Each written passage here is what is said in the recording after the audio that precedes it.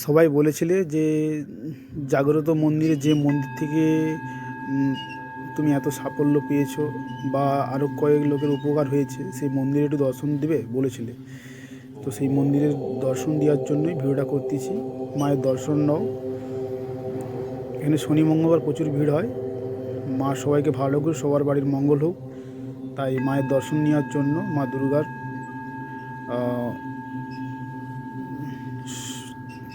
মন্দিরের ছবি সবার সঙ্গে তুলে ধরলাম। মা যেন সবাইকে ভালো রাখে, তার সমস্ত ভক্তদের যেন ভালো রাখে, সবার জন্য মঙ্গল হয়। এই জন্য মায়ের ভিতরে, ঘরে, মন্দিরের ভিতরের ছবি তুলে ধরলাম সবার সামনে। সবাই বলেছিলে, তাই ভিডিওটা করলাম।